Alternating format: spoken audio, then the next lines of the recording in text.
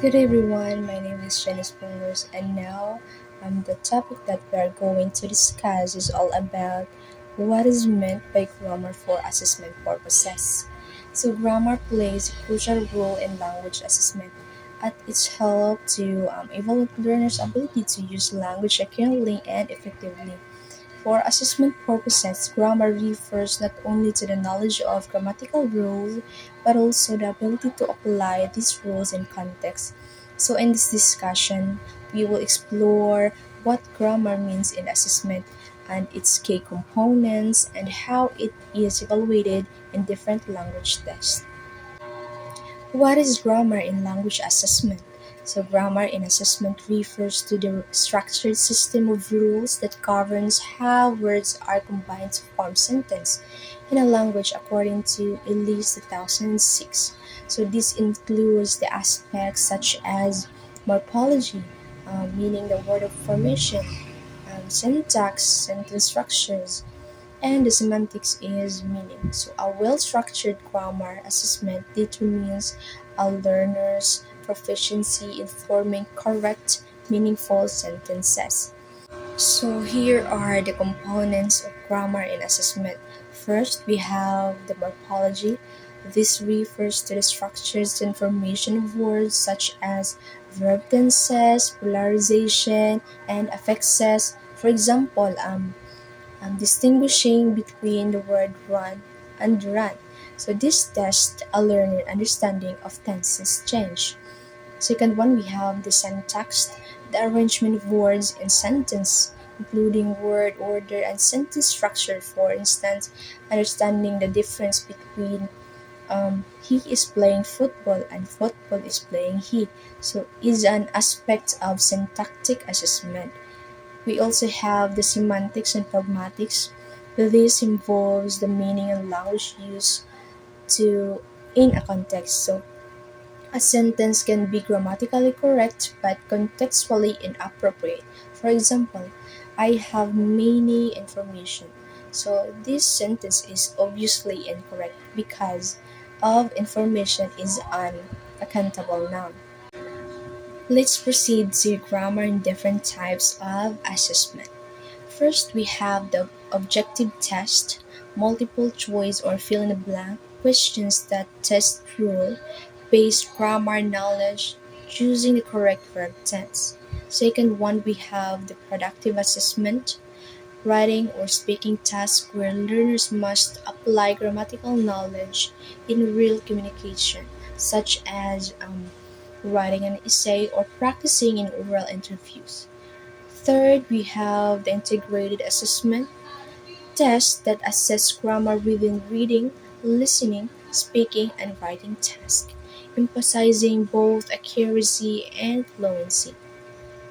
Let's have here the challenges in grammar assessment. One of the major challenge here is balancing accuracy and communication. A learner may follow grammar rules but struggle with fluency, while other may be fluent but make frequent grammatical errors, according to Brown 2004. So the assessor must decide whether to prioritize strict rule adherence or overall communicative competence. So here are the key aspects of grammar in assessment: accuracy versus fluency. Assessment needs to consider both the accuracy of grammar structures or the fluency of expression.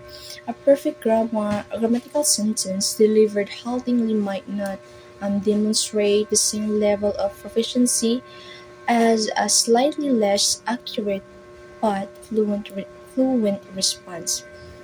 Appropriateness, grammatical choice are not made in vacuum.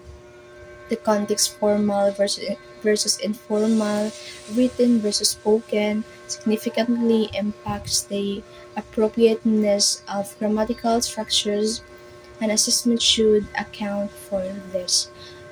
We also have communicative competence. Ultimately, grammar assessment should focus on communicative competence, the ability to use language effectively to achieve communicative goals, like grammar accuracy is a component of this, but not the sole determinant. Also, the implicit versus explicit knowledge.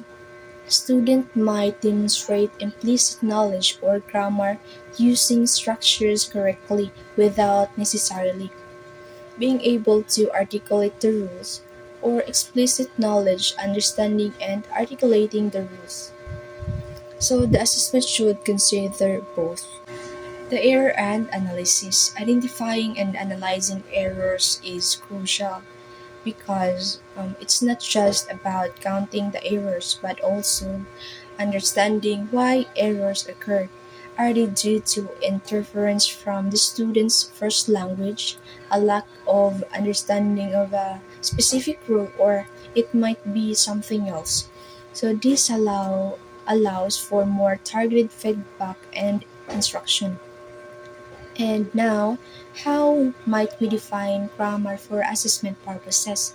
In one testing situation, the assessment goal might be to obtain information on students' um, knowledge of linguistic forms in minimally contextualized sentence, while in other, it might be to determine how well learners can use linguistic forms to express a wide range of communicative meanings. From a theoretical perspective, the main goal of the language use is communication, whether it be used to transmit information, to perform transaction, to establish and maintain social relation, to construct one's identity, or to communicate one's intentions. So the or attitudes or hypothesis.